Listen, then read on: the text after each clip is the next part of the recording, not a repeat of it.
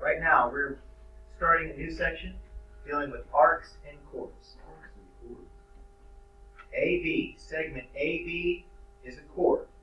Segment BC is a chord. And segment CD is also a chord. Now, arc AB corresponds with this chord, just like arc BC corresponds with this one. Now, if they say AB is congruent to BC, which is congruent to CD, if they say all these segments are equal, which basically means if all of these chords are equal, then all of these arcs also have to be congruent. Okay? So, what's it? Is there any piece of information that they've given us here? It says the measure of all the arcs are equal to what? They're all equal to 50 degrees. Okay? Which means all of these chords are also equal.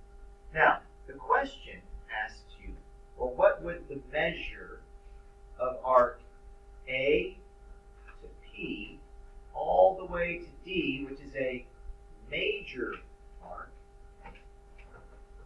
be equal to? So how would we find the measure of A to P all the way to D? If these are all what? 50, 50, 50. So all of these are what? 150. So what would this have to be? 130. What's the sum of all of those? It would be 200.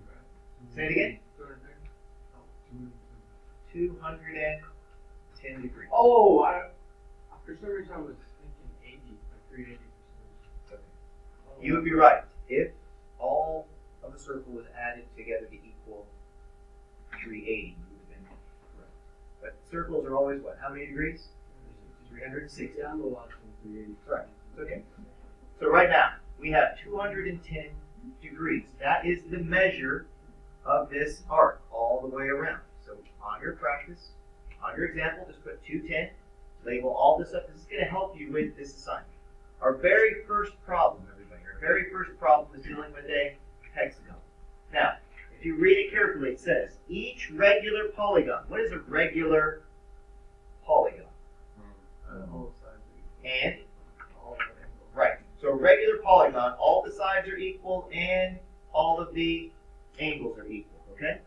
And so it's inscribed in a circle. The word inscribed, everybody, means that the hexagon is going to be inscribed or inside of the circle. All right, I had to pause the video there. So what does inscribed mean again? It's on the inside. So here's, watch what I do here, okay? What I'm going to do is I'm going to go, oh, a little bit there. I'm going to carefully, to the best of my ability, draw a radius, then finish it with my diameter. That's what I want. That's what I'm doing right there. I'm going right through the center of my circle. Okay? Now, I'm going to get my protractor real quick. So this will not take that long for me. Right now, you're just doing some estimating. So right now, I'm going to put a point right here. I'm going to put a point right here. Okay? So here's what I'm going to do from here. I'm going to draw segment, another radius, and then I'm going to finish it off. All the way across, like that. Now, if I did this correctly, I tried to do it the best I could with the protractor, how many degrees is each section going to be? It's going to be 60, okay? So these are all dealing with central angles. This is the central angle. Now watch what I do with the circles. This will be the, hopefully the, oh, I see what he's doing.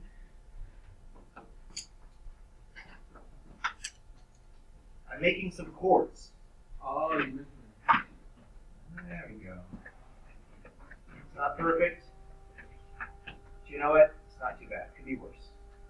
Can everybody see what I did? I made chords going all the way around. Like, what's the chord? This part is the what? That's the chord. It goes from here to here. So all of these red segments are chords that go around the circle. This right here, if I did it perfectly, which I did, but if I did, this is considered to be a regular hexagon.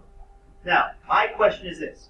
What would each of these arcs have to be? Like it have to be 60. You understand why it's 60? Because the measure of the central angle is also 60. Now that's your final answer. I know it's very easy. Literally all you have to do is do 360 degrees divided by 6 sides, which means each piece would be 60 degrees. So each of these little arcs are equal to 60 degrees. Okay? What I want you to do is I want you to carefully, to the best of your ability, is to draw the different regular polygons. You're like, what are you talking about? I'll explain. I'll let you guys do. Okay? Now, here we go. So what do I want you to draw inside this circle?